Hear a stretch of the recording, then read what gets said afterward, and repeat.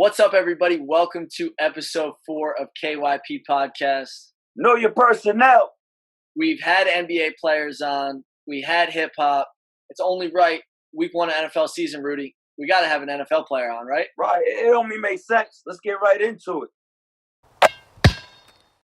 We are extremely excited for the guest that we have on tonight. He was the Big East Offensive Player of the Year, first team All-American. It's not easy, Rudy. It's not easy to be first team All-American.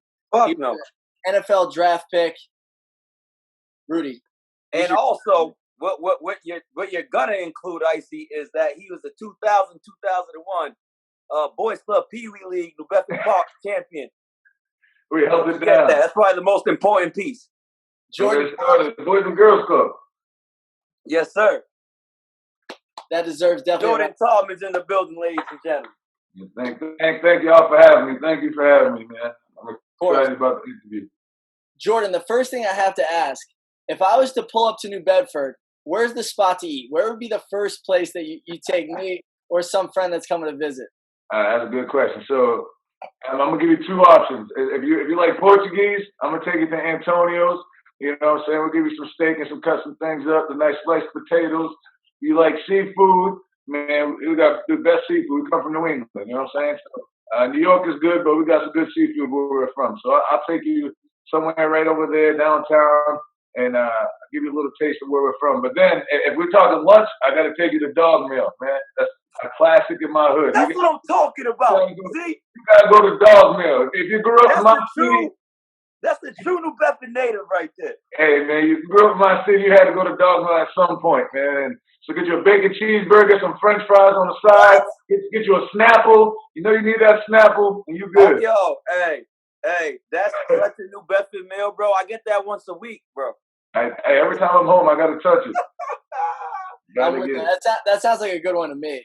Yeah, those three options right there. So, Jordan, you grew up in New Bedford. What was that like, in the early years? Obviously, you and Rudy grew up together. What was that upbringing like? I come from the Secret City, we like to call it, man, New Bedford. And, man, it's hard at times, you know what I'm saying? It's rough, you know what I'm saying? I wouldn't say it's easy, sugar-coated, but it's a small city.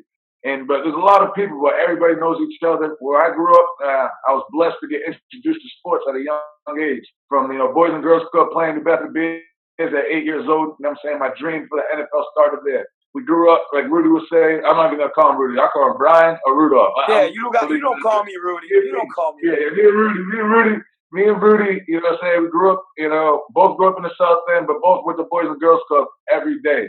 And Boys and Girls Club growing up in the 90s, gave us structure, guidance. You know what I'm saying? We were working on our craft when we didn't even know it. We were playing flag football, basketball, everything, outside tackle. We were just getting together and honestly teaching us everything. But between that, you know what I'm saying, that's when we were younger, right? But New Bedford and most inner city schools, once you hit middle school, you're 13, you're 14, you know what I'm saying, you come to a fork in the road, like I like to call it. You know what I'm saying? You start to choose what type of path you're going to be. Are you an athlete? Are you chasing an NFL dream, right? Are you in the streets? Are you trying to make that quick money? You think you trying to chase the women, you know what I'm saying? And those are the paths. And now, you know what I mean? If you didn't choose the right path, there was enough bull crap, I say, in my city to get caught up in real quick. You know what I'm saying? So I was blessed. Go ahead. No, I'm saying easy. You hit the nail on the head. And it's crazy because I was telling Icy about our Boys Club days and was like, we knew, like he said, we were working at our craft at a young age. All we did was play sports. But I just remember even playing, when we used to play football together, we would play fumbleation. What do you call it, Icy? Kill the carrier. So when JT got the ball, it was forget about it. And we knew, yo, this motherfucker is special, dog. It was special. And he had one of the best, probably one of the best careers, and even Pop Warner from 12 years and under. For that, no matter where you're from. Yeah. His numbers there were oh my God, this dude is special. But like he said too, we come from a city where it's a fucked up way to look at it, but it's either you excel in sports or you go and do your thing, you get the quick money. There's kind of no in between. there's no, we don't look at like your regular job as, let's say a doctor or a mechanic. We don't look at those things as options, which people should, because it's another outlet. I'll piggyback what Brian said. Like you said, when you say we don't look at that as an option, it's because when I grew up, you know what I'm saying, every day when your parents were going to work or your neighbors were going to work, they didn't have a shirt and tie on. You know what I'm saying? They weren't lawyers, they weren't doctors, they didn't have a master's or a bachelor degree. We didn't really know what they was doing for work. We know they had a 9 to 5, you know what I'm saying? But were they flashy? You know, were they looking nice? Probably not. It was working. You get what I'm saying? We didn't realize it. And growing up in the 90s, I felt like if you were African American and you grew up in the 90s, you had a dream. You were going to be a rapper, you were going to be an NBA player, an NFL player. No in between. You didn't choose. There was no other, backup, no other lane. You know what I'm saying? And with these kids, you know, I mean, I hate to jump to it, but these kids nowadays don't understand the access or the abilities that they have to be successful. There's never been so many millionaires or millennial millionaires ever. If we talk about social media, we got kids like Ryan who open up video games on YouTube. We got other kids watching other kids play on games. Like, the world has changed, so now they got more outlets. And I hate to say, sometimes they're not using those outlets the way they should. 100%.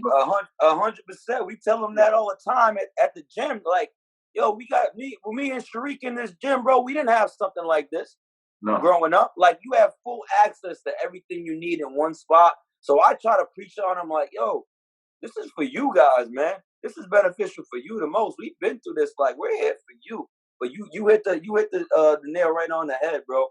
And I think too, like you said, getting into that tough age group when you get to middle school and high school, I think one of the best decisions you made, right, for being a New Bedford a resident, is that you went to the suburbs for high school. You went to Todman. So tell us a little bit about going from New Bedford, which is an urban area, to the suburbs to better your life at such a young age. I'll explain that to him. So I can say, so like you said, growing up in New Bedford, I'll say, like you said, after that middle school, I was stuck right there. You get me?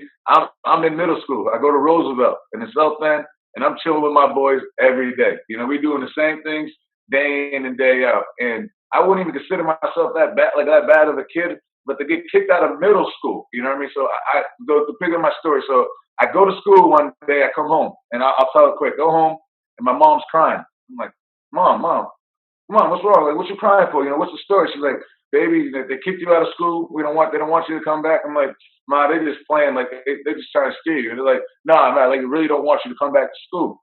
I sat there. I start to tear up. I start to cry. Like, damn, you know what I'm saying? I'm 12. I'm 13. Come home, and my mom's like, damn, you're kicked out of school. And I picked up the phone. So when the suburbs come from, I had a Pop Warner family and friends. So I grew up in New Bedford. Like I said, my mom didn't have no car, no license. So when it was basketball practice, I rode my bike. I took a cab. I walked. I tried to get, you know what I'm saying, if it was games. And when it was Pop Warner, I used to ride with the parents. You know what I'm saying? When you're the best player of the team, I hope you're going to make sure. You better take care of your ass. And everything's for free. For free. So, like, I used to ride with parents. So long story short, I was out with a party with all the Todd millions, and my family's deep. We're partying. I'm out. I'm like 12 years old. I got a football weigh-in the next day in Rhode Island. You got to drive 45 minutes from New Bedford to Rhode Island just to weigh in. I overslept. I missed like the whole weigh-in. They called me. They finally catch me at my grandmother's house. Like, what were you doing? I was like, I was out. Like, well, we got to weigh in. My coach, who's now my guardian / my dad, Steve Cruz, he drove all the way from Rhode Island, 45 minutes, picked me up from my grandmother's house, go all the way back to Rhode Island just so I could weigh in and play football that season. And I ride up there, he said, from now on, you're going to sleep over my house before every game. And I was like, mind you, he's a coach, but he's just an assistant coach, a nice white guy who lives in Dartmouth, the suburbs, who only takes his son to play in New Bedford Bears because his weight limit. You know, this is right. You know what I'm saying?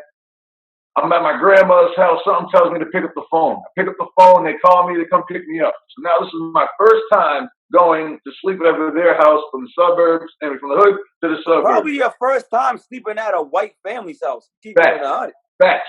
My second time because I had Cameron. But if it wasn't for sports, I would have never slept at any white person's house, to be honest. Right. It was probably my second white family house I've ever stood at.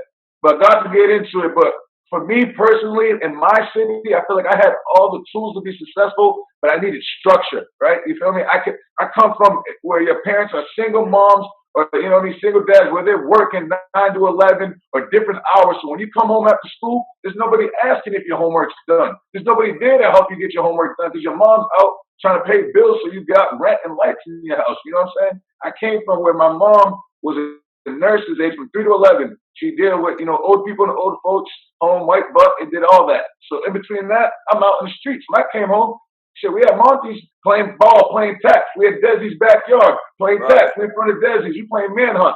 I'm not doing that homework. So when I went to darkness, I seen the difference. I seen the structure. I got put around. Now I come from a single parent home, so I got two parents at home, right? I come home and I put myself around people that got a nice house.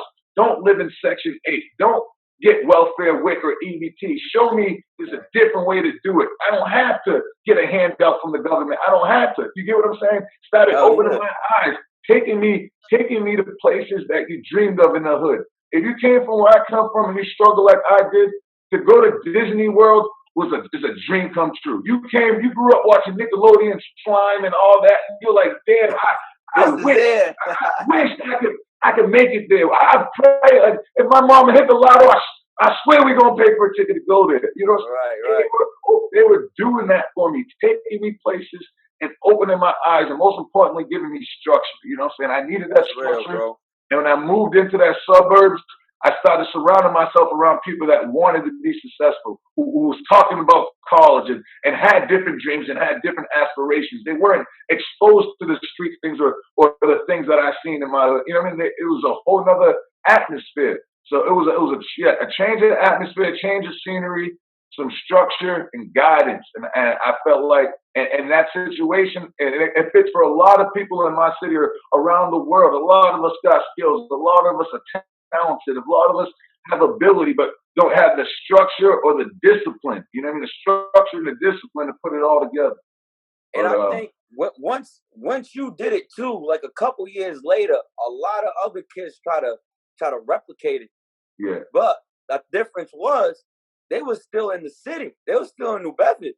They were still getting the same structure they had their whole life. They just went to a different school. So it didn't just happen. They thought, okay, JT did it, I could do it too. Like it ain't that simple. Your mindset was a little different. You were seeing things, and just like thinking back to those times, your whole mentality changed. You were a hyper motherfucker. Mm-hmm. Just as high school came, and you started coming into your own. You're always a great football player. You just got calmer, man. You started your whole vibe was different.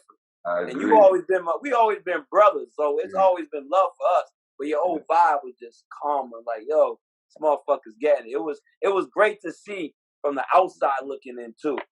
And I appreciate it, man. It was growth, man, and I had to grow up fast, man. And I felt like once that happened, I'm getting all the college letters, I'm getting visits and all this, like I'm getting a step. And we're gonna get into that. So don't rush into there yet. Now, like just for our audience, you just hearing that story, like now, if you have a story like that, they make movies about it, right? They got Blindside, they got All American, they got shit like that. So just to think about, like when you watch those shows, I'm sure you've seen them. You were like, damn, that's literally like very similar to my life.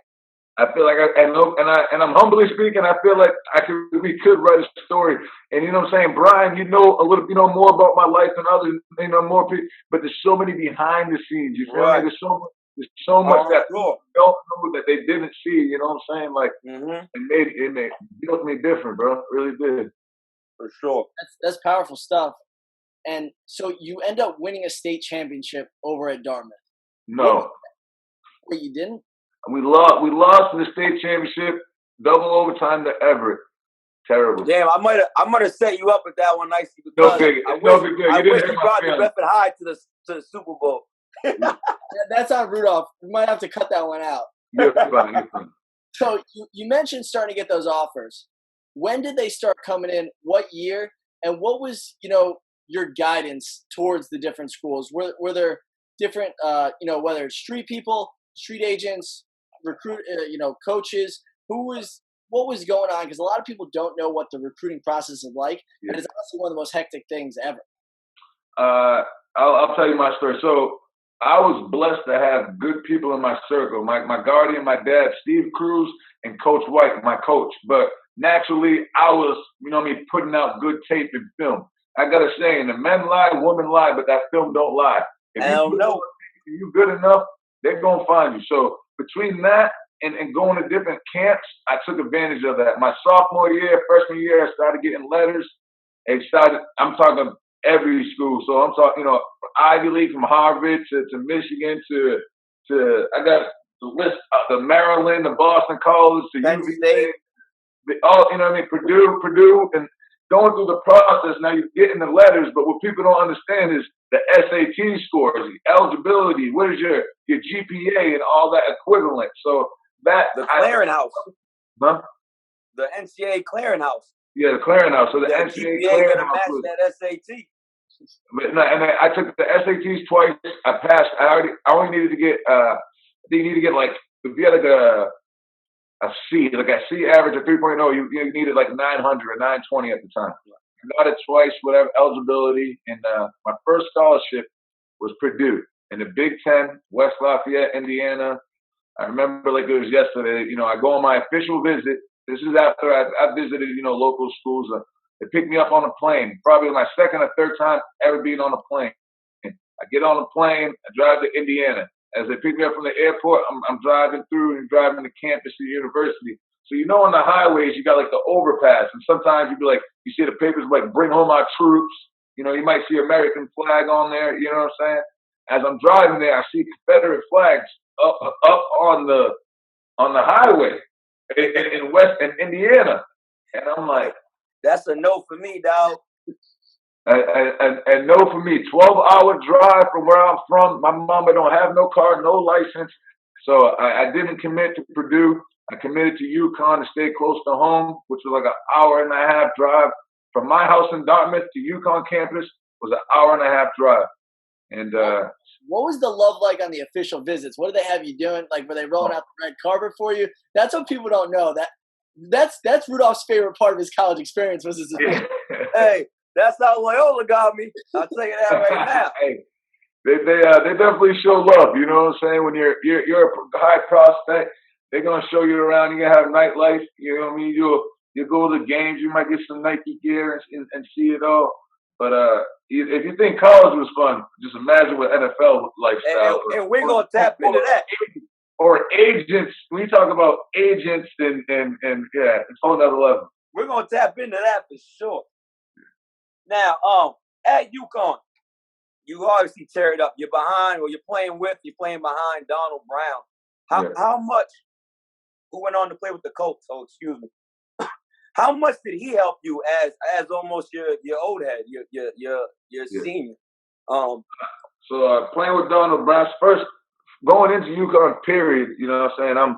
You start off, you're like sixth string running back day one. You know what I'm saying? I'm behind guys like Donald Brown, Andre Dixon, and some guys. I'm like, what? But they're bigger, they're stronger, they're older, they've been in the weight room, the program, but all putting it all together. I'm like, man, I got to learn and outbeat these guys, outwork these guys. So they pushed me to grind in the weight room, get better on the field. But guys like Donald Brown, like I'd see his work ethic. I'd see how he took care of his body after the games, after so many carries being sore. I seen how he attacked the legs in the weight room. You know what I'm saying? Being a running back and the breaking the extra tackles. So I was able to pick his brain. And when he was a first round pick, you know what I mean? He set a high standard, a goal or something that I was chasing, you know, and to see him come from my school and rush for 2,000 yards, get drafted to the coach, man, I was happy for him. So I'm always trying to learn from successful people and pick their brain. Just any little knowledge I can get is better than nothing. Yeah. How'd you feel like you dealt with that? You know, being the star kind of your entire life, and now you're playing the role of the backup. Were you able to see the future of, I'm going to get my chance eventually, or were you kind of just eager to jump right in? It's crazy how it works, because when you first going into a school, you're like, mentally, you don't know what's going to happen. You tell yourself, you know what, I'm gonna redshirt and I'm gonna get my master's degree and I'm gonna get drafted in fourth. You know what I mean? That's what you tell yourself, right? I didn't redshirt. You know what I mean? So I come into school and which is a whole nother story, which is after prom, I come into school right after a bad incident in prom, got rumors, got names. I come in there and I'm already starting on punt return. I'm starting punt return and kick return. I'm like, damn, you know what I'm saying? Like, I just got here, but I'm fifth string running back and I got to, work my way up the depth chart. I had separated my shoulder. Robert Vaughn, another Massachusetts native, I had separated my shoulder, missed the first 3 weeks, and I still didn't redshirt. So once I was playing my true freshman year, I'm 18 years old, just came from Dartmouth High School. I'm playing D1 against ballers, making plays. Little by little, I started to see it. And then they start giving you nicknames like League Cuz, and you see the draft board start coming up. The dream has become realistic, you know what I'm saying? Yeah. And then, when you was at UConn, man, UConn was always my favorite basketball team growing up, right? Right. So you being there, it was like, I wish I took more advantage. We were at school at the same time to be able to go and visit you out there. I think we didn't take enough advantage of that. But I'm going to switch the topic a little bit. The relationship between the basketball and football team, I'm just intrigued. How was that dynamic between the two? Because UConn, it's a basketball school, so to say.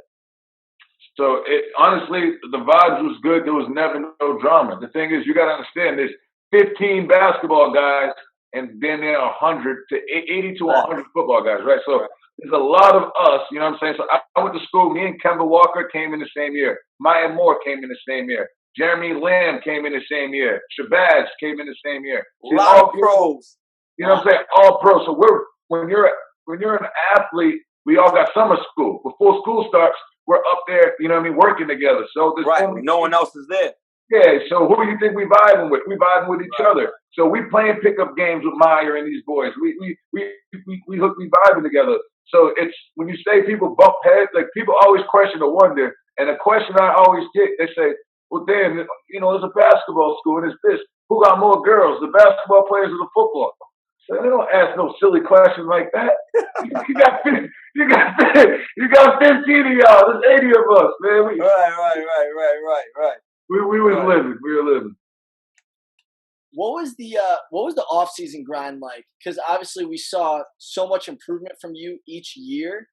Were you going back home? Were you staying in Dartmouth? Were you staying in New Bedford? Or were you staying on campus? Because we saw such drastic increase in your production. You were really bulking up too. Because the knock always on you, even from high school to college, was he's too small. And I'd be like, nigga, if he's too small, you see this motherfucker? And I think I'm thinking, I don't know what you actually thought. I think you took that shit personal, obviously, because you fucking got like you was already a nice size, nice cup, but you got really proud. So I definitely took it in pride. So you say when you're a scat back or a smaller back, they try to question your size, and you got to pick up linebackers and blitzes. I got a big heart and I'm strong. I'm in the weight room. I wanted to make sure I could show and tell them. I remember when I went from just New Bedford High, when I went from Roosevelt to Dartmouth, I started to get on a different eating program. You know what I mean? I'm in the weight room more. I would go back to New Bedford and you would see my growth, like my size. But when you get to when you get to a D1 lifting program and unlimited food, you're on a full scholarship, so many dining halls, protein shakes after the workout. I could lead with 10 muscle milk protein shakes. It was easy to put it on, and I stood on the grind. And now, honestly, I work out, but not half as much as I used to. And I feel like it's still there. It gets gross. Right.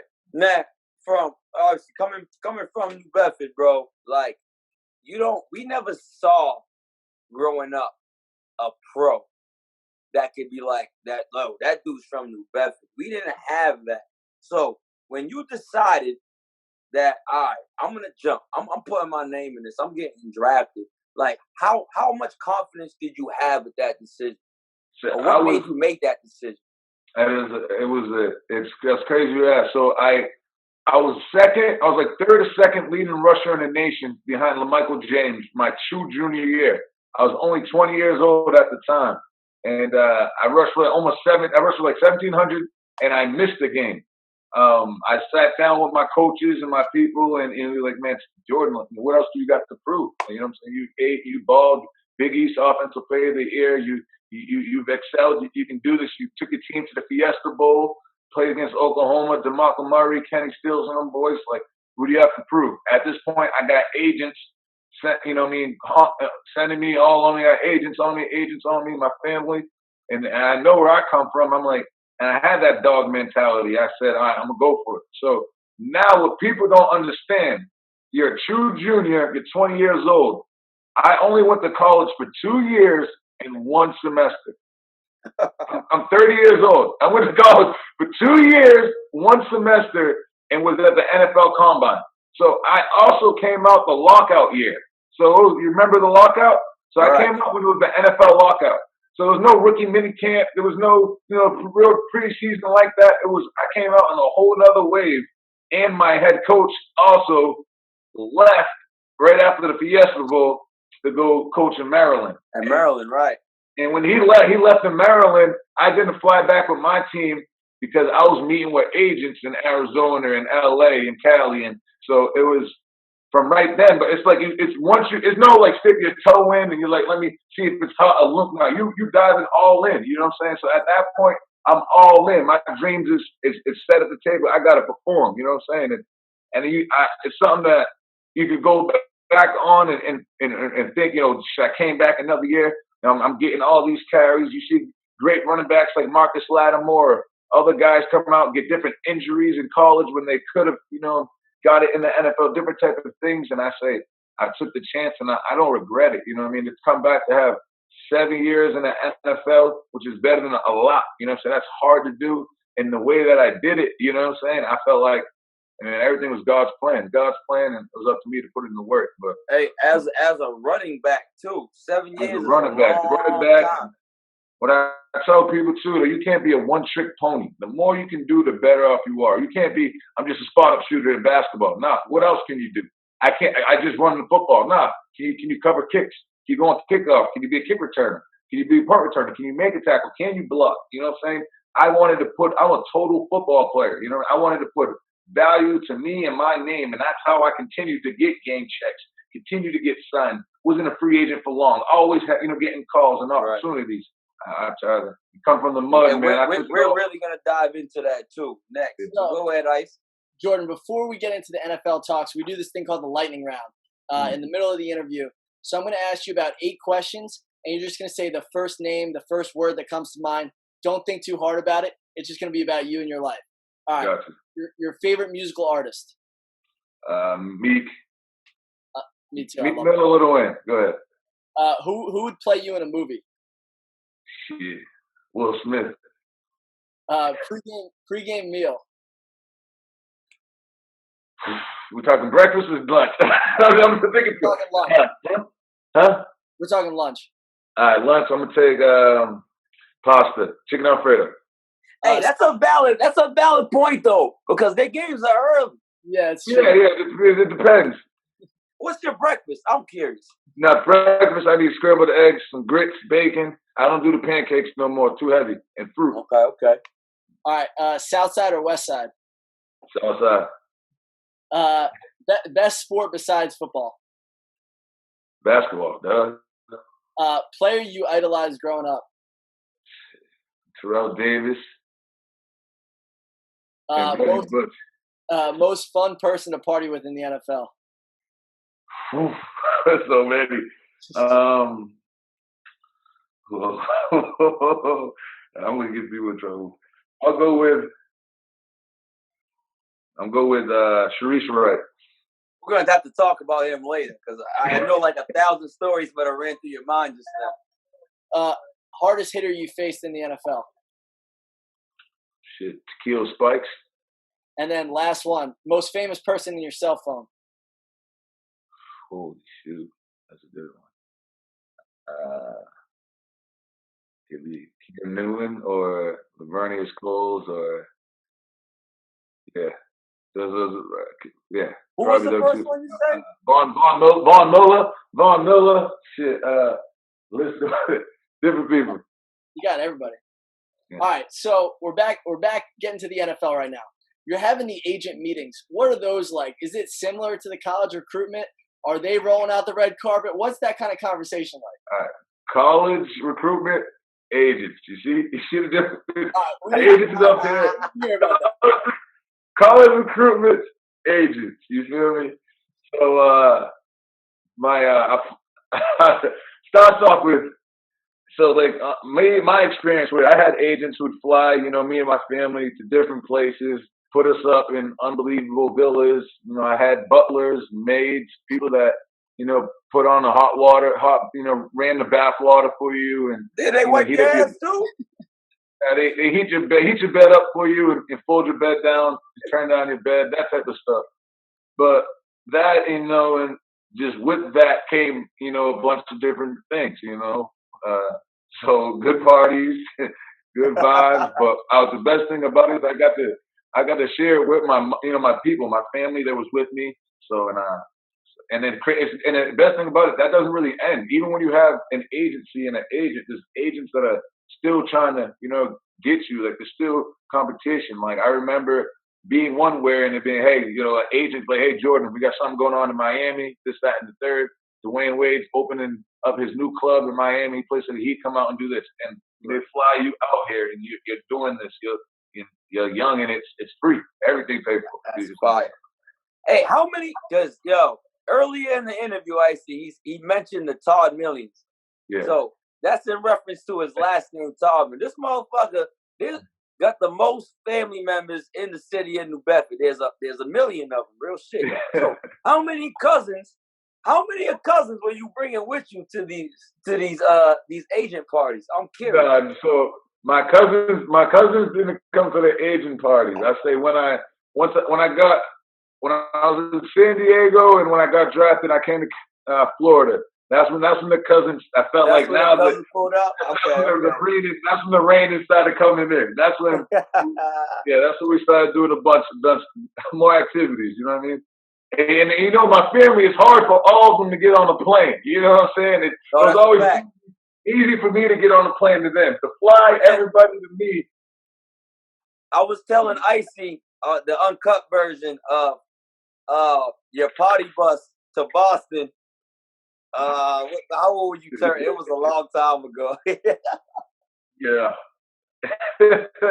We'll keep that off the page, but all good keep times. That man. off. But I told him a little story that it was fun. I wish I could have been there on that bus. Really? No, you didn't. You missed it, bro. Hey, I keep thinking. I'm like, wait a minute. We had fun. We're a little reckless. We had fun. We had a different time. All right, so you get drafted sixth round to the Chargers. I remember this vividly. It was, I believe, my junior year or senior year in college. It might have been my senior. It was definitely my senior year because you were a junior, and we had something called Christfest at Loyola, which is like a weekend party. Yeah. Where we go to one of the bars, and it's like the feast, bro. Yeah. The feast in the Bedford. And I remember just like every day, like I had to put everything to the side. We always started early. I was like, I've never watched 3 rounds of the NFL draft. I said, dog, this is history, dog. This is our city. This is my brother. I'm watching every single day. So just take us through that moment, that waiting process. Bro, it's crazy. You talk about it, I get chills and like goosebumps on my arms right now. Because what people don't understand is to this day, I don't watch the NFL draft because it's almost like anxiety, like almost like PTSD. Like people don't understand how stressful that is. You grinded so hard since you were 7 years old, 8 years old for this dream. It is, you got this one shot. You feel like you got this one shot. You're seeing these names go by. You feel like you're better than these people. You end up having a longer career than most of these people, but you still in your mind don't know when that call is gonna come. I was honestly for those 3 days, I was stressed out. 2 nights, I probably cried myself to sleep 2 nights. Like just the thoughts of like what the fuck, you know what I'm saying? What's going on? But I will tell you though, as soon as I got that phone call, imagine just taking. I felt like my whole life was just chasing this dream for my family. I had like 20 refrigerators on my back, nigga. Like I'm carrying the world on my shoulders. Like I need this shit. As soon as you get that phone call, it's like nigga, you feel like you can breathe a little, but people don't even understand. That's just getting your toe in the door. There's so much more that has to be earned and proved and did. But man, dream come true. Literally changed my life, my family's life forever, bro. Like forever. And shit, just crazy. It was a crazy experience, man. What was that celebration like? Oh shit, fun with my family. Had a great draft party. Family came out. Shoot, it was amazing, man. And then a couple months after that, you start to get your first checks. I'm signing cards and tops and paninis and shoot. Now traveling, it was nuts. It was nuts for me and my family, man. You could do all those things that you wanted to do. You talk about taking the family from the hood to Disney World. Now I can do that. You know what I'm saying? And I did that. You know what I'm saying? I took my family. I took them places, traveled the world. And I remember my little brother Malik at the time. He's probably like 8 or 9. You know what I mean? I just got drafted. I flew my family out to Orlando. We're going to Disney World. We're in the airport in Orlando. And he sees all the signs of Disney. He's like, oh, we go to Disney. He don't even know that Disney's in Orlando or where we're at. He just walked. He just got off a plane. You know what I'm saying? He's like, right. Disney's only for rich people, is what he said. And bro, my little brother said that, I could have cried right there because, like, boy, you don't even know what we're finna do. We finna tear this shit up. Yeah. You know what I'm saying? Like it was one of those moments, man. That's fire, bro. And I remember too, like, I can't remember your first time coming home after you got drafted, but the first time we hung out when you came back. Because during that time, especially in the beginning years when you were home, we did like we was having fun. We was having fun. And this is where, like, again, this kind of goes back to what I said before. We didn't have a chance to see pros growing up and be like, yo, this is like we can do this. Like we thought it, but we never got someone to see like there's the blueprint. So I say that to say this. When you was at the crib, I never you always got it was never hard for dudes to get the shorties, the girls. Yeah. But I never we didn't even consider these girls groupies. But when I seen you at home, after that, we seen grouping firsthand. I was like, this shit is different. I'm just a college hooper. This nigga's a professional NFL. But I was like, this is different. It was intriguing. It was fun. Like I look back at it, I'll be like, oh, that shit was crazy. I'll tell you, when you get to a pedestal or a level like that, it has its pros, it has its cons. You know what I'm saying? And it's you obviously gotta be careful. You're being watched, but facts. It's eye opening. You know what I'm saying? It gotta be eye opening, real eye opening. It has to get to the point where it's like, I tried to holler at you 3 years ago. Now look at you. It's different, bro. We all seen the transformation at times, but facts. I felt like we had to get into that real quick. Now, when you were in San Diego, you're playing with Hall of Famers. You play with Phillip Rivers. You play with Antonio Gates. All right. Yeah. Tell us about that. Tell us about Phillip from the outside looking in. If you this is how I look at Phillip Rivers. He's like Marcus Smart when I'm comparing it to basketball.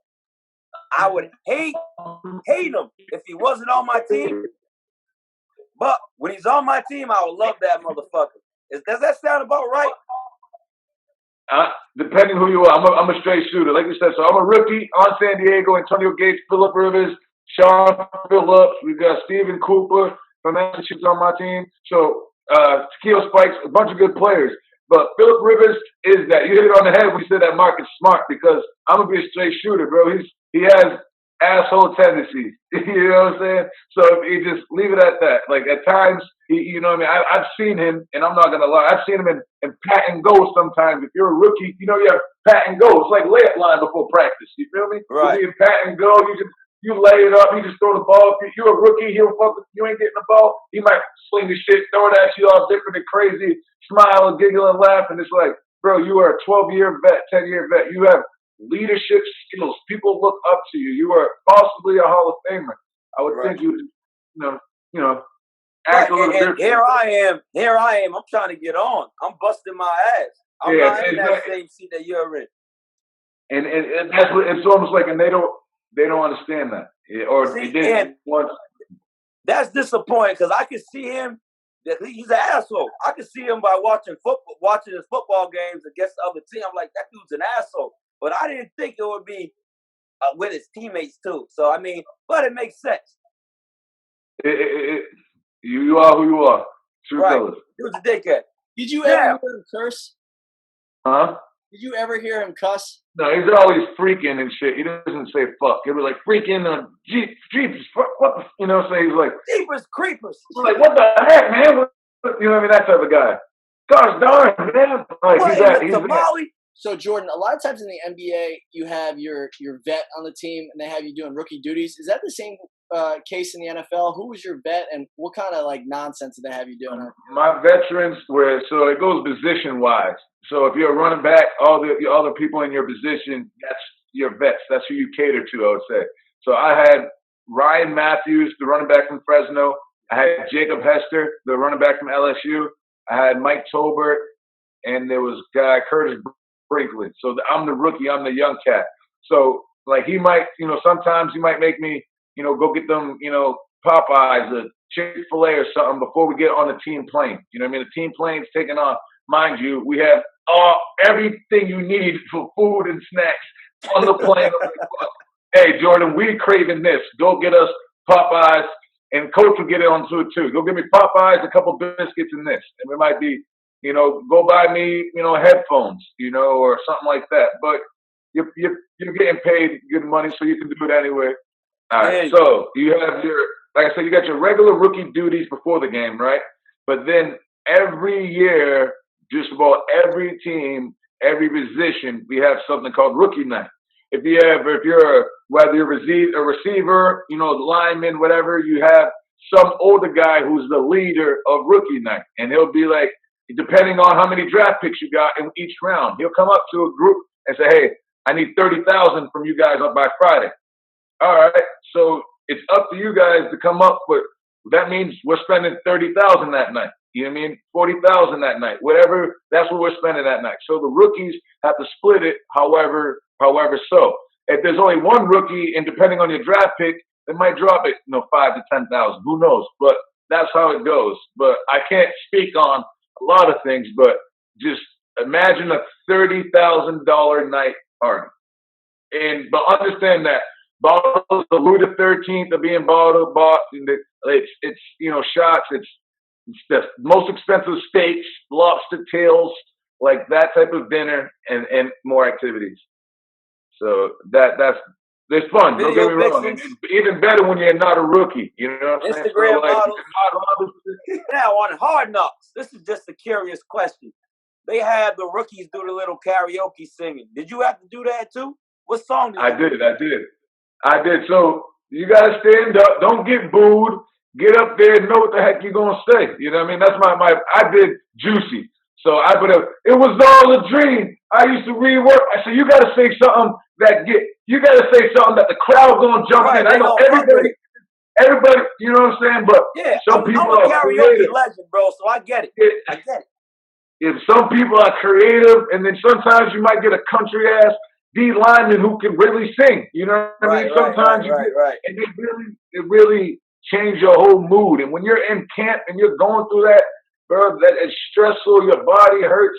You need stuff like that to laugh, bro, for real. It changes the whole mood in the room, you know what I'm saying? I think your teammates get a chance to see your personality a little more. Yeah. Personality. You get to open up a little bit. Be who you are.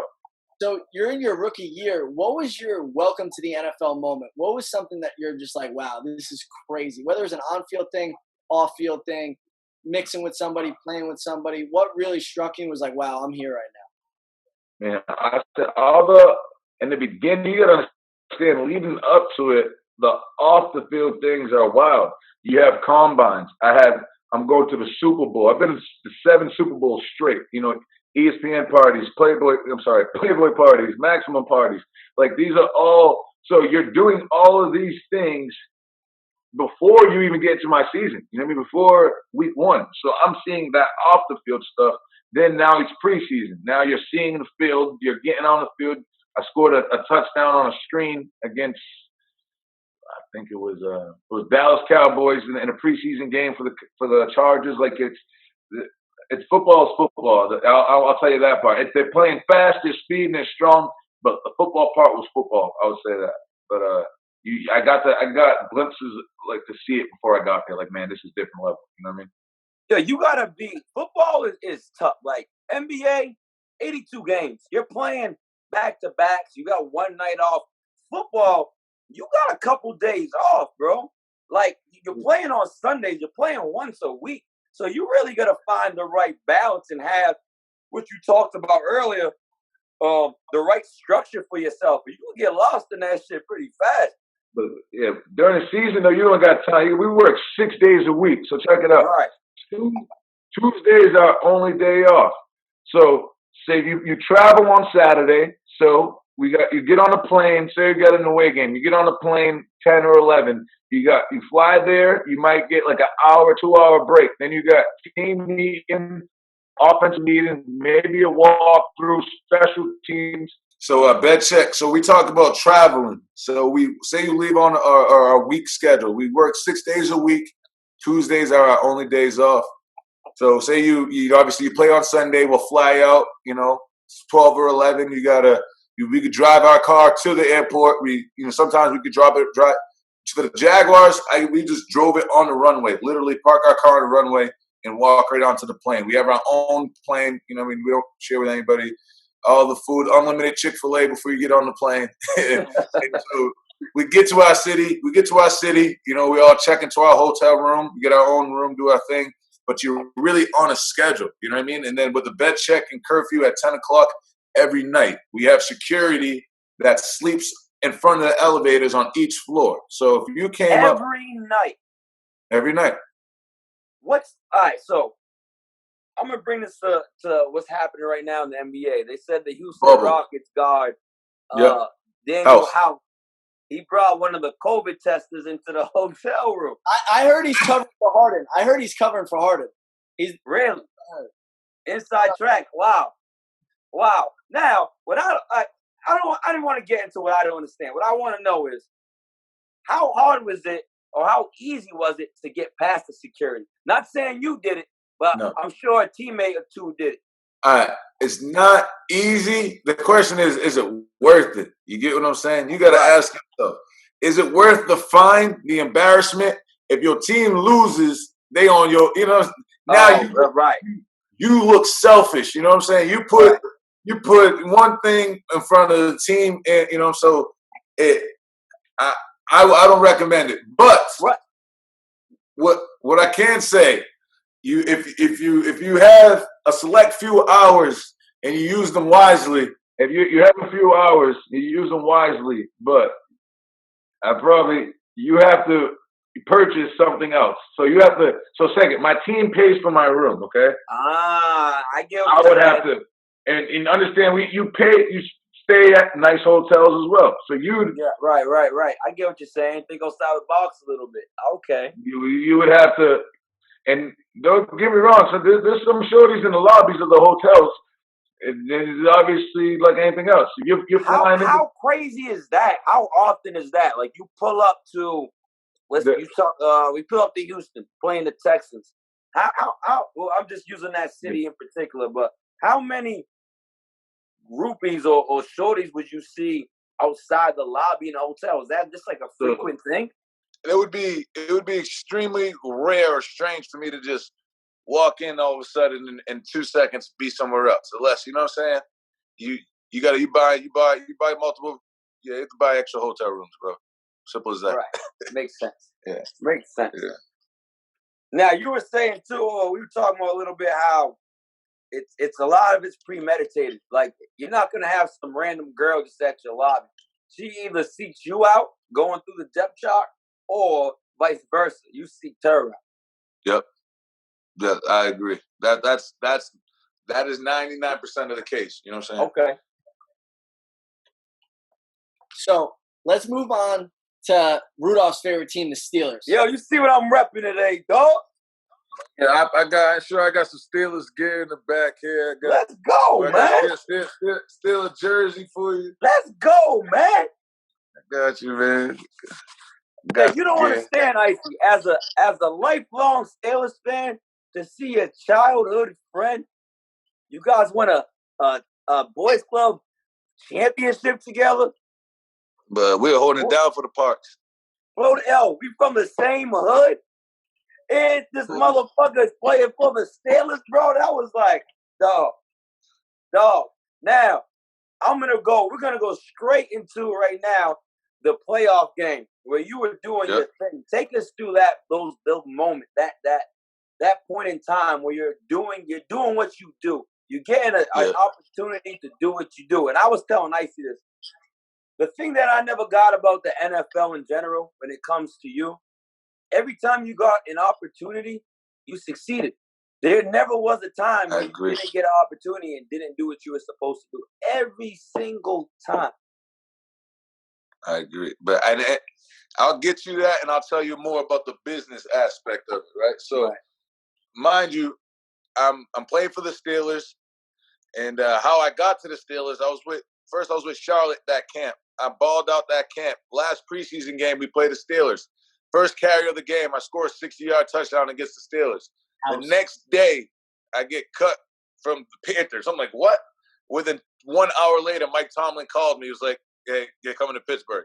Now, I'm a veteran. So when I get there, my contract is already guaranteed no matter what. I'm going to get paid double. It's all, I'm just got to get there and make plays. I get there. I'm doing my thing. Don't get to play. You know what I mean? Got great running backs in front of me. Playoff game comes. Cincinnati against Cincinnati Bengals. And I knew that I was gonna play before the game. We were talking about it in practice, but I'm a dog. I'm gonna be honest. You come from my city, but I don't want no handouts. I'm gonna take it. You know what I'm saying? Right. My mentality is I'm going at everybody. And if you don't, and when I get a chance and an opportunity, it's my job to shit on everybody else around me. Like it's my job. Icy, like how Icy always say is we play hard. We play hard. Hard. We play different out here. Mindset different, bro. So, so I get out there, I'm eating, I'm making plays. Freaking, we go ahead and win. I played 7 years in the NFL, and I only made it to the playoffs once. Played 2 playoffs games in 7 years, man. It's hard. But with the Steelers, there's a different mindset over there, man. You got a good squad to like. So what was that from Mike? Shit. So I'm in there with AB, Le'Veon Bell, Thomas, freaking Chickalauga, Roethlisberger, the Martavius Bryant, shit. Everybody. We got a lot of questions about this Steelers squad. Let's start off the top. We live. I got dogs on my team.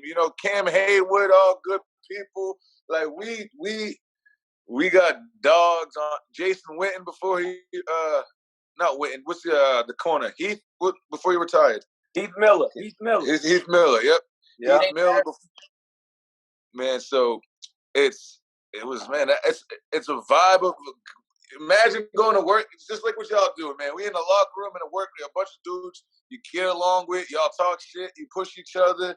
We have practice trying to make plays. We laugh when we listening to music. But Coach Thompson, and obviously Coach Tomlin, a whole nother different coach. You know what I'm saying? That atmosphere in the Steelers is different than most organizations. You know what I'm saying? He's just the ultimate players coach, man. From what I hear. He's an ultimate players coach, but at the same time, Mike Tomlin don't play no games. It ain't no beat around the bush. It's cutthroat. It's as cutthroat as you can get. If it's me, you us three are sitting in the room together. You got this 53-man roster.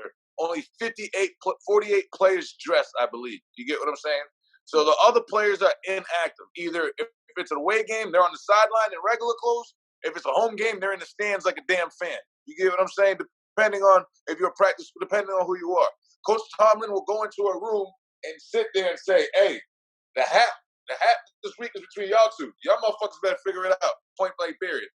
Now it's he told you what it was before the week. So if something happens and you ain't getting your playing time or you ain't dressed and you ain't got that job, then nigga, one of y'all ain't do what you needed to do, or you ain't do what he asked you to do type of situation. So Mike Tomlin is a dog. Somebody can come in. AB came in late, for a meeting. In the middle of the meeting, he ain't gonna stop the meeting and even draw that attention to you. You're gonna come in the door, he's gonna look, that's 5,000, and he's gonna keep talking. You know what I'm saying? Like it ain't nothing. You get what I'm saying? Like it's hey just, man, hey, I'm gonna say it. Ice, you can't say it. I like that nigga, man. He's different. Good vibes, man. He's straight shooter. Hey, so Big Ben, man. So you gave us the Philip Rivers as an asshole, as expected. Big Ben, yeah. I don't know. I can't really figure Big out. Ben, Big Ben, cool as hell. Good energy vibe. You gotta understand. I'm in my first playoff game with Big Ben. He handed me the ball. He on my side. Like he the weeks leading up to it. You know what I'm saying? We practicing, we doing shit. Like we building relationship bond. Very cool dude. Cool as hell, man. Humbling. Night and day. Hey, I'm going Big Ben over Philip any day. Now, I think so. From what we heard, Big Ben is a hooper too. Yeah, he's an athlete. I heard he can shoot a little bit, but I'm gonna say most NFL players, could play multiple sports. Multiple sports, right. Yeah, like even like the D linemen can dunk like it ain't nothing. Like what I mean, 300-pound guys come up and dunk, and you'll be like, damn, bro, they're athletic. You know what I mean? Freaks. AB, bro. It's like now, obviously, we seen a little spiral of AB last year, but even then, I'm always rooting for AB. He's a Steeler, man. I feel like he's a Steeler lifer, no matter if he has a jersey or not. Were you surprised at all by how that all transpired between Big Ben and AB, especially when you're telling us that Big Ben is just like he's the ultimate leader. He's a good dude, and I would say I was shocked, and like when AB was there, AB's always a gamer. He's about football. You know what I mean? You know what I mean? He is who he is. You know what I mean? But all the other things I didn't see coming and how they unfolded was obviously it was sad. You know what I'm saying? But I guess you're true. I don't know. You know what I mean? What they had going on. Obviously, something happened in between that circle, that friendship. But man, from that way, I feel like AB just once that split, my man hasn't been able to get it full back right. But he's out there, he's training. Maybe he'll get an opportunity if he's as lucky as Josh Gordon. Shit, he'll be back in there. Hey, shit. Now I'm happy you said that. How the fuck does Josh Gordon get all these chances and AB?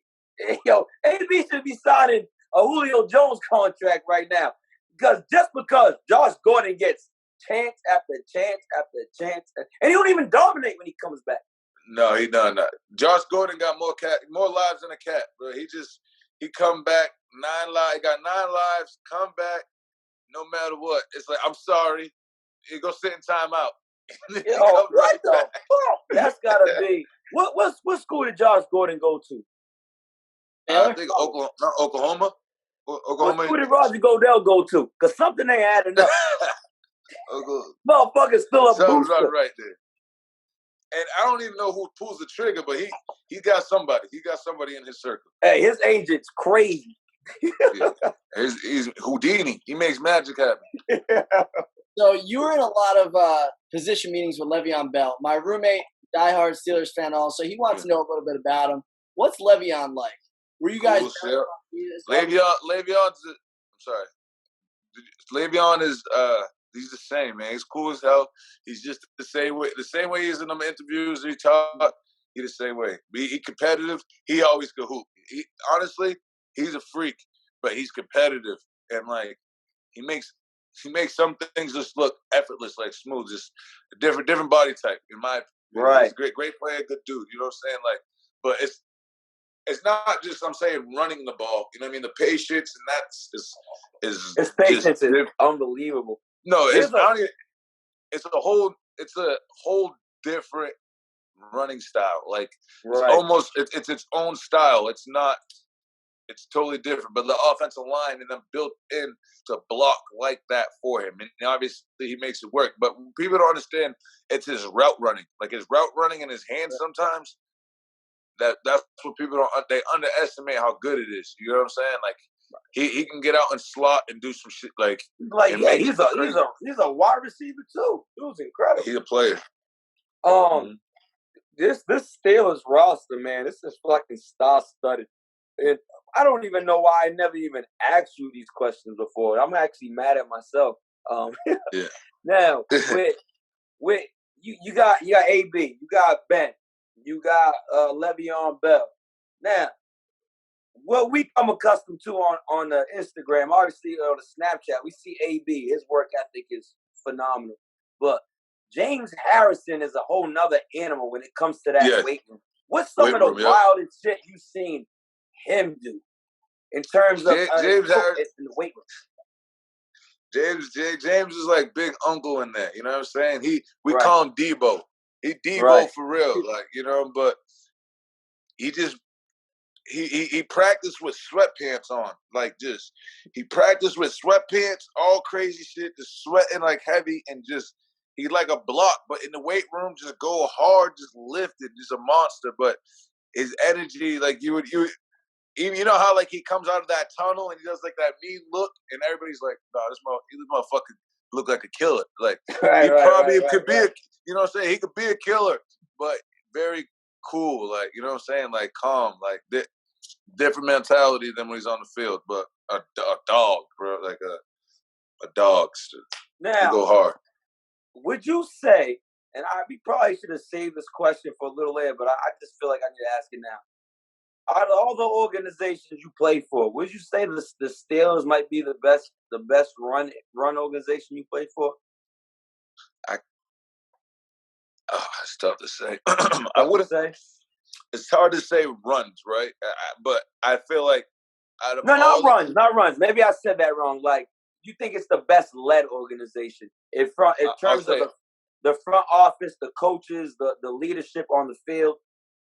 I'll say from all the teams I played on, that is the one team that, you know what I mean, some people, like I said this before, I've had interviews like this, I say some people hope, some people wish, right? When I played for the Steelers, it wasn't I hope and I wish to go to the playoffs. It's like, no, we're going to the playoffs and I hope we're in the Super Bowl, or I expect, you know what I'm saying? Like I played on some teams where we're hoping and we're wishing, like, I'm a firm word on standards. People got standards in life that they live by, and I don't care what you say, but it's standards. Like you make decisions off, is that okay or is it not okay? You get what I'm saying? And their standard is the highest level that we've played on. I say the Steelers, like that standard of winning is high, but that goes back from the history. You know what I'm saying? Success is addicting. They've won Super Bowls. They've won big playoff games. They expect it. You know what I'm saying? So right. I would say that. So. Probably a better chance of being successful because I feel like they've had a good team consistently for a while. You know what I'm saying? Now, how much? We'll take you to the coach real quick. Since we're talking quarterbacks, you talked about Philip the asshole, Ben the cool guy, expected to be Steeler. Andrew Luck, man. Now, Andrew seems like a cool dude, but he also seems like a nerd, man. What's cool. Andrew like? A cool dude who a quarterback, still a competitor. He likes to read books, so he got the nerd aspect in him, but was still a player. You know what I'm saying? And knew everything, you know, about the game and what routes and what things were going on. But totally different. But that nerd is really in him. You know, did you guys have anything in common outside of football? No, honestly, no. And that goes for most people. Like Right. he was definitely a different guy. He was different. He's different. He's different. But when it comes to football, he's smart. He's a player. He's a competitor. But he's different than most. You know. How did you feel about that? Him retiring? Did you think that was expected? Like, what was your thoughts when that came up? As crazy as I wouldn't say it was expected, but I've heard him and I've been around him. I've seen rehabs and things that he's done. But people like him hold themselves to such a high standard. And when they're playing, he's like, if I can't be at my best, if I can't compete, or if I'm not at 110, I'd rather not even go put myself on the film Right. and look half, look half as good or be Right. hurt. You know what I'm saying? Because I tell people, when you step on that field or that court, that's your resume. That's how you build your resume. That's who you are. And they don't care if you're hurt, if you're going through mental issues. They don't care, mental disability. That's not the issue. Are you producing? And he was like, you know what? I got $100 million contracts. I went to Stanford. I'm smart. I could make checks without football. You get what I'm saying? I can have a good job. He was like, I'm not going to beat up my body. And if I can't play at my best, I'm not going to play at all. But that's what I got from him. Rudolph brought up like the whole friendship thing. What's the difference between hanging with your teammates in college and hanging with your teammates in the NFL? I know a lot of NFL people, they have their families, they go do their own thing. Do you guys socialize outside of it? That's a good question. And so college is totally different, right? College, you have your cliques, you have your crew, you rock with, but you still rock with each other deep. So you got just your bars on campus, you got your house parties or whatever. But when we're in there together, we're deep. We're celebrating wins. It's totally different. The NFL it's different on your age group. See, so I played 7 years in the NFL. I went when I was 20, 21, 22, 23, where I have no family. I have no kids. I live by myself. Now my friends who I chill with are my wingman. You know what I mean? The other single guys, those other do that. As you get older, you get the kids, the family comes, you got the wags. And that's real, bro. I'm not gonna lie to y'all. The wags is that really exists. It really can you help us get some wags on the show? I want to hear the wags perspective on bro. This shit is real. It's real. It's real. So they click, they vibe. Well, different wives, different teams. They do different things together. But the atmosphere, you don't hang out as much. So you go home to your family and your kids at a certain age in the NFL. And then you don't, you know what I'm saying? Now those clicks come. Now you hang out with other players who got wives or kids. You get what I'm saying? So you go through your phase in the NFL. College, it's all gas, no brakes. Hey, PG-13 version of, I forgot the name that you said exactly, of the dude that you said was your favorite, the best player to party with in the NFL. Give us a PG-13 version of one story. I say my best teammate to play with, because you gotta say every team I always had a great guys homie that we rock with. But when you say it's memorable because I'm 21, you know what I mean? I'm drafted in San Diego. Different time. We're both. I'll tell you this. Picture that. So we're both 21. I'm 21. He's probably a little older. We got drafted to the San Diego Chargers. We live an hour and a half from LA, 3 hours from Vegas, not far from Mexico, and we're paid. So though my first time experience, like I can't say my first time. You know what? I'm sorry. I should probably. Sharice is more consistent, but my favorite is the first time I went to Vegas. It was me, Von Miller, Shane Vereen, Austin Pettis, Scotty McKnight, and we just finished training for the NFL Combine. So with that, those people, we set a different standard of party and a different goal. You know what I'm saying? So right. I'm gonna keep it PG-13, of course, but it's your first time doing those type of things on those levels. You won't forget. And I got one with that Sharice Wright guy that I named, Adrian was actually. He actually came to visit. Murph came to visit that weekend, and this is how it started, Brian. Because we were chilling in my hot tub in San Diego. We were in Cali. We were chilling in my hot tub, my homie called me. He was like, yo, it was Sharice. He's like, yo. I'm like, what's up? He's like, man. So I told this girl to book this flight for me for Vegas, and she messed it up. You know what I'm saying? She ended up putting, you know what I mean, her name or something in. She said, I'm about to drive to Vegas. You want to come? I looked at Adrian. My man just flew in here from New Bedford. He probably been at my house for 24 hours. We jumped up. We went to Vegas for 3 days. Turned up. Wow. You know what I'm saying? And he'll vouch. He'll be able to vouch for the Sharice joint. You know what I'm saying? I believe it. Hey, cause we had Ace on last week, and every April, what I do is I go out to LA. I'm in LA for a few days, and we go to Vegas for a few days. So we have a good time. Yeah, Ace came to visit me in Vegas one time. Yeah, I heard that. I heard those stories, man. I know about. He came to my house in North Carolina too one time, but yeah, I'm happy for my man. Facts. I got a question for you, Jordan. Yeah. Strictly hypothetical right now. You're down by 6, 2 minutes left, and you need to go get a touchdown. Of those 3 quarterbacks that we talked about, Andrew Luck, Phil Rivers, and Big Ben, who do you want in the huddle? Who do you want leading the drive? Big Ben. So you got to understand, Big Ben he's like that. He's smart as heck, and he can buy time. He figures stuff out, and like what intrigues me even more with Big Ben, like when Big Ben and AB had like sign language, you know what I mean, on the field. Like when AB's lined out there, AB's lined out there, I mean slot.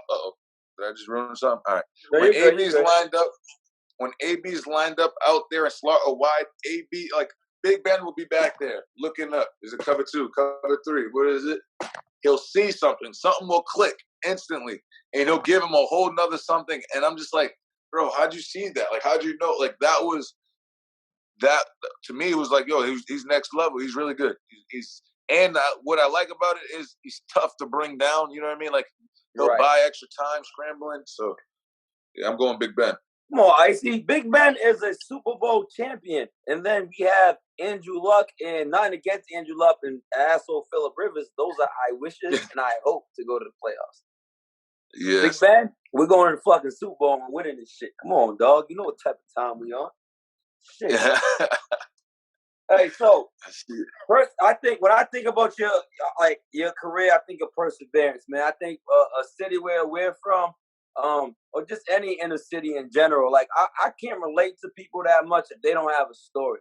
Like you know my background, you know the type of things we had to battle to get in a position where we can succeed, right? So you're what they call a journeyman in the NFL. 7 years, 6th round pick, getting multiple cut, teams.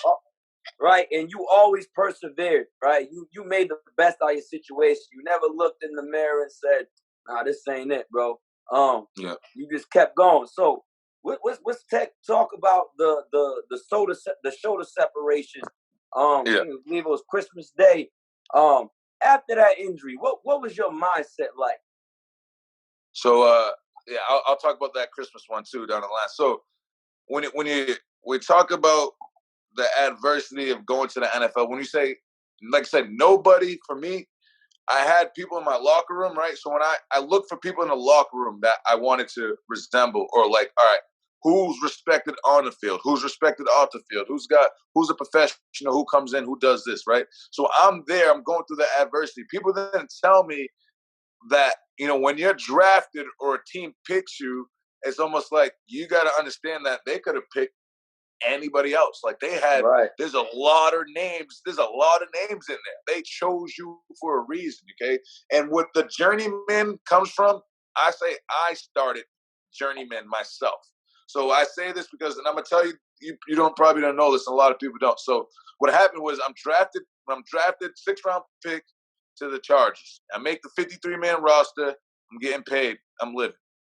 So my signing bonus, we get there, got my signing bonus, we're living, we're balling. So now week 3 to 4, like week 3, I separated this thumb right here. So my thumb got caught in a jersey and it got ripped back like this. So I had to get surgery on my thumb. I get my ligaments repaired the back of my thumb. So like I got a cast on in San Diego. So my rookie year, weeks are going by. I got a cast on my hand. I'm not dressing. I'm not playing, but I'm hungry. I'm eager. I don't want to do the weight, and I want to get the fuck on the field. Like I didn't come here to sit here. So now my thumb finally heals up.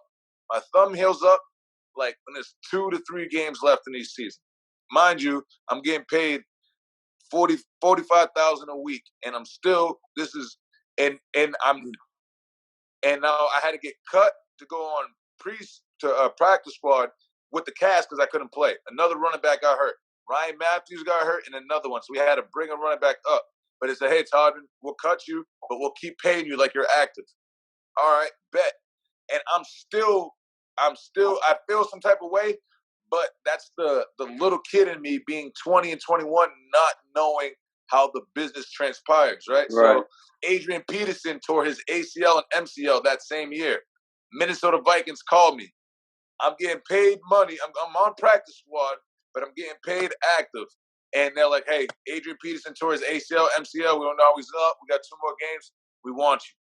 I'm like, fuck you, San Diego. I want to play now.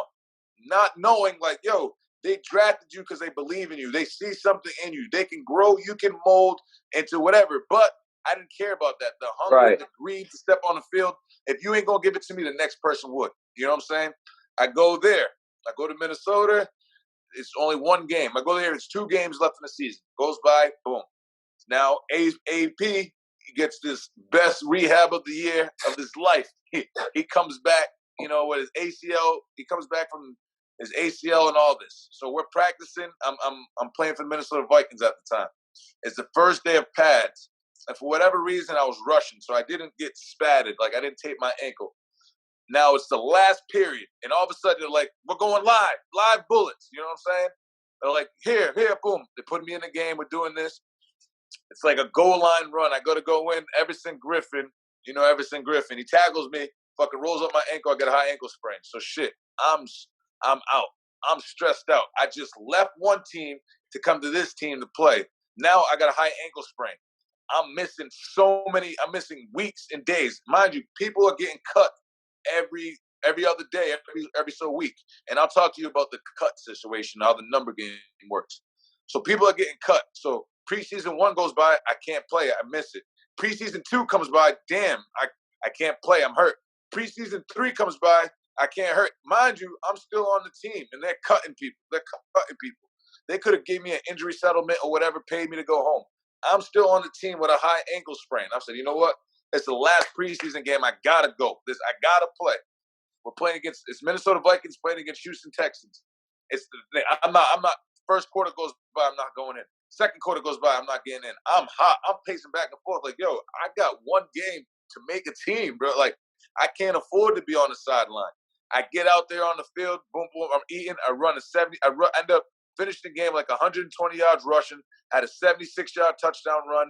Ended up, I didn't make the team, but they brought me back on practice squad, paid me double. So now I'm moving on this journeyman thing. So I'm like, well, damn, I left San Diego. I'm getting paid active. I was drafted there. I go to Minnesota. Now I'm hurt.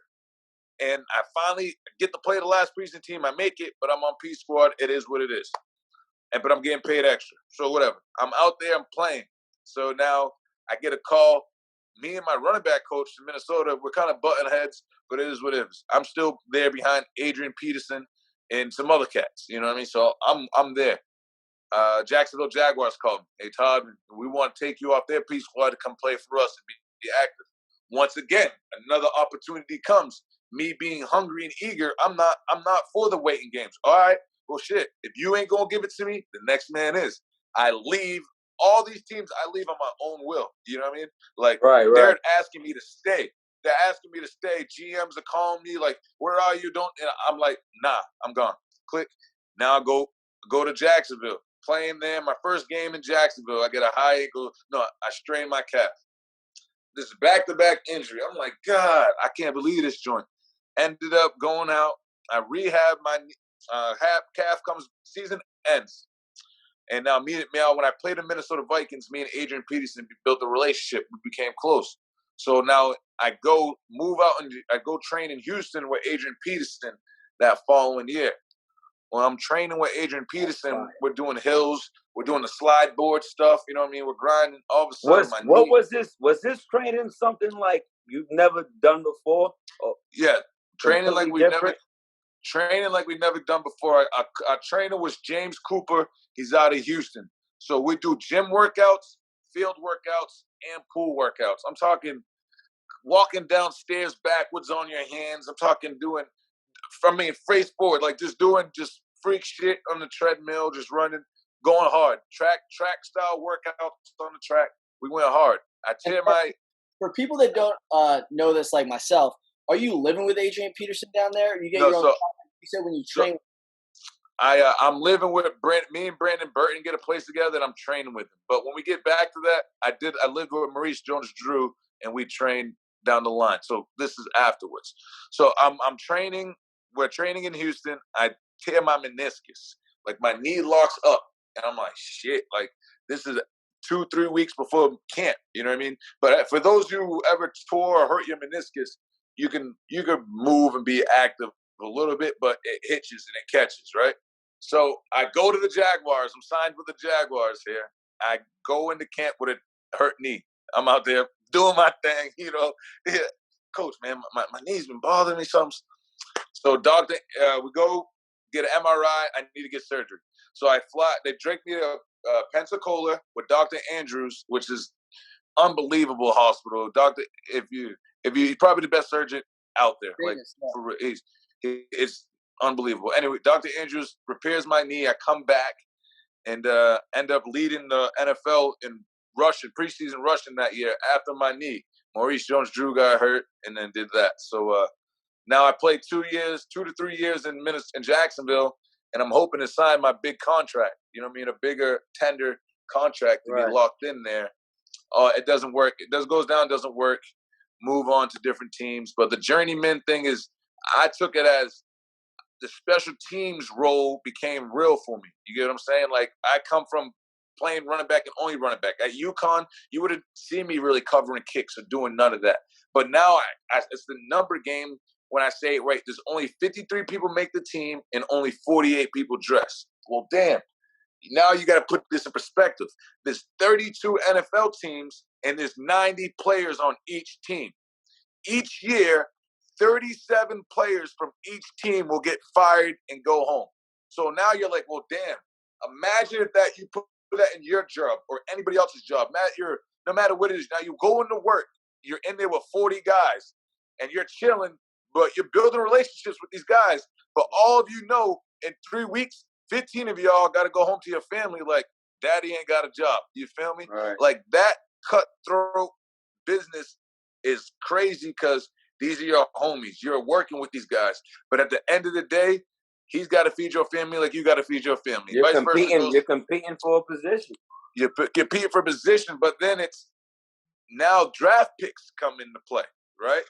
So now when are you drafted opposed to when is he drafted? If you're a first-round draft pick, that's like 30, 40 million guaranteed. That's an investment.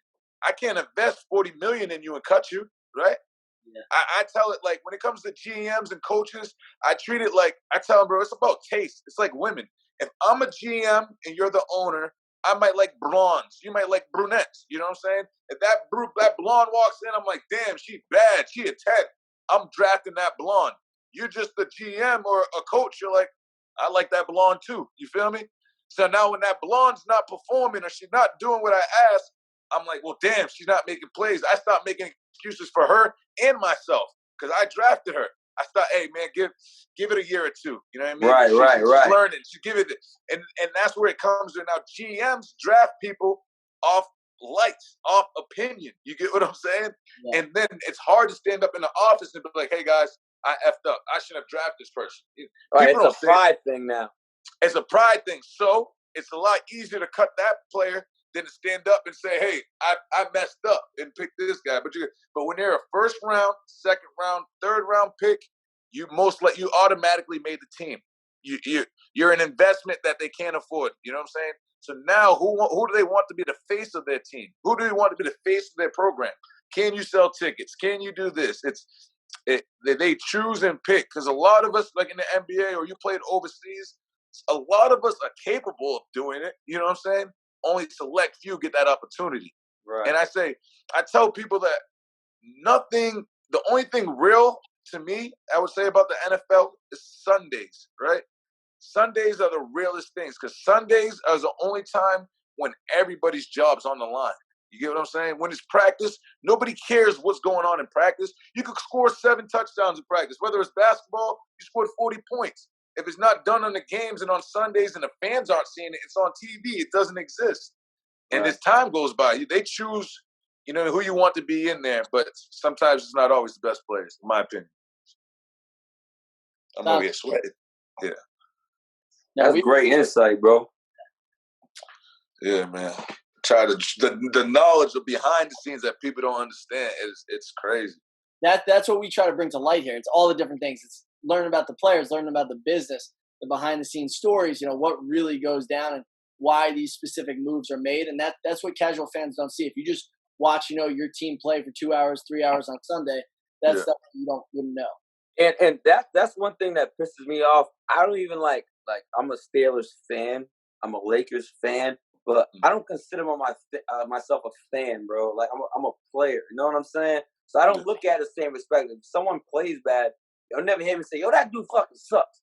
Or, why is that dude in the game? It's like, bro, you don't know how much that goes into this grind, bro. Not one of these motherfuckers suck. Like I can't stand fans, bro. Like I can't. It takes a lot for me personally to even talk sports, especially basketball, with someone. Yeah. Unless I really respect your opinion, it's like I don't even want to have a simple conversation with you about basketball. You don't know shit. You know what I'm saying, bro? We're not gonna get anything out of it. I feel the same way at times, man. And to this day, I never played fantasy football before. I played football for a living in my whole life. People beg and hound me, man, join this fantasy league. I want you in my fantasy league. I want you in my fantasy league. I don't play fantasy football league because fantasy football fans ruined it for me. You get what I'm saying? Like, as an NFL player, fantasy football fans or people saying shit to you on Twitter, on Facebook that would never say that to your face. I'm human like they're human, right? Like, a disrespect is disrespect. I don't care in which way or form it came from, right? Like, it's almost like y'all took that one. I can't be a fantasy football fan. And then it's like you guys, like I said, they almost took that from us because I got to sit here and swallow my pride while he says, I suck. You're this, you're this, you're that. And it's like, as a professional, you can't comment. You can't say nothing. It's like, but then I'm like, I don't even want to put myself in their shoes. Like, you know what I mean? Hey, I bet you there's only 2 of us here that's never done fantasy football before because I've never have either. No. How about you, Icy? You like a bitch. I'm a fantasy football guy. I suck though. Also, I haven't got into it yet. Jordan, we might need to get your workout plan. You might need to send that over to producer Luke. No. I'm gonna come down there. We're gonna get it together, man. We're gonna go get it together. Man. Come over to the next level factory. We up, man. I'm gonna pull up, Brian. We're gonna pull up to the next level factory. We'll go pull up to the next level factory. We'll close the gym down. Matter of fact, JT, we got to get your picture on this wall. We got all the New Bedford stars. You know what I'm saying? Up on our wall. We got to get you up there. We got your jersey in the back. Always showing love. I'll get back. I gotta get down there. When you down there, bro, you got a spot, bro. COVID, my lady keeps me grounded, man. She don't have me traveling too much. I hear you, man. Yeah. But soon. Jordan, for your fans, what's the latest with you? Any future ventures that are coming up, or anything you'd like to speak on? Man, I kick it, man. My future ventures, I'll always continue to help the youth. You know what I mean, and doing different programs here. But I haven't. I'm hoping to start coaching in the NFL, college level. I coached at JU University, and I filling out some resumes and do some things. But with my family traveling, we did this. We lived in multiple cities. Now that I retired, built a house in Florida, I'll be out here for a while. I don't want them to have to hop around so much. So when I choose the coaching job, I want it to be probably local, you know what I mean, type of thing. But I'm looking to do that and just continue to train and raise these girls and grow old, man. Girl dad, hey, Ice, you don't understand, bro, right? I've known this motherfucker since we were about 8, 9 years old. To see my man JT that went to Pulaski to Roosevelt, Bedford Parks, and practicing at the old boat. To see him talk how he's talking now, man, like, I'm so proud of you, dog. Real shit. I love you to death, man. I'm proud of you. Appreciate it. Hey, man, Brian, it comes with, I'd say, man, the growth, man. Honestly, traveling the world, seeing different things, it made me take different things for different perspective. You get what I'm saying? Like, and I've been broke, you know what I mean? I've been rich, you know what I'm saying? I came from nothing. I've traveled, I've seen third world countries, and I see things, or I see my people struggle. I see things, and I took it all in. I'd be lying to y'all if I told you I was super book smart in school and I was doing that. I wasn't. But what I had tools, I had common sense, and my street smarts, I put it all together. And bro, I swear, it helped mold me. And with that type of respect or those responsibilities, it gives you a different growth. You get what I'm saying? I couldn't be 21 and selfish, right? You know what I'm saying? I couldn't, when I had funds or I had things, like I had real life crazy responsibilities at a young age. You know what I'm saying? Like feeling like the family type of shit, or different mindsets. But it's all growth, man. I agree. I've changed. Sometimes I catch myself like, bro, you're an old soul, bro. You 30. You talking like you're 40 sometimes. But you're like a prime example of the best teacher being experienced. That's what it is. You know what I mean? You're like the prime example. Like your best teacher has been experienced and experienced different things, and it's molded you to an amazing man, bro. I'm proud of you, dog. Thank you, man. I say it's what I say when you say whether it's the molded. I had a good topic. I was just about to say, damn it, man. I messed it up, Brian. I messed it up, B. I had one. All good, brother. He'll come back. All good. So Rudolph, you got any last questions for Jordan? Yeah. Hey, I need a jersey. I don't care what team it's. Man, I got jerseys for days, man. So. Come on, man. I prefer a Steelers jersey, but it don't matter to me. So I got the Frank Gore's. I got the pictures, the trophies, but these are all jerseys, man. I need your jersey. This is me. They're all me. These are all me. All right, beautiful. I don't care which one, bro. I'm gonna have to get a jersey. Next time you're down there, or you could send it to me. I don't give a shit. I just need one, bro. Yeah, my boys and girls club pool table too. So I told you I'll be busting heads out here. So you come down for that too. I told y'all come out here and get your head busted. I'm pulling up, man. You already invited me and the family to the winery. I mean, the water park winery. You know I got the water slide, the lazy river at the house. You can come jump on. Hey, we appreciate you, dog. Yes. Thank you for having me, man. We gotta do this again. Absolutely. We're definitely going to have you back on. I got a ton of the insight. I know our fans are going to love it. We appreciate it, Jordan. Thanks for coming on. You're welcome, man. Good luck with all the editing, man. Sorry. You're good. Honestly, Rudy, was there an NFL Hall of Famer that Jordan didn't play with? It's actually amazing. I mean, I'm not surprised, though, that he says Phillip Rivers is an asshole. That makes a lot of sense. I was a little surprised, honestly. But it's good to hear that Big Ben's a good guy. Adrian Peterson, I was always an Adrian Peterson fan. I'm glad he liked him. And Andrew Luck, I feel like he is what we thought he was going to be. Right, but let's go back to Phillip for one more second. How much of an asshole can you be if you don't even swear? You know how bad of an asshole you have to be if you don't even use curse words? You got to be a real piece of shit. I have nothing to say.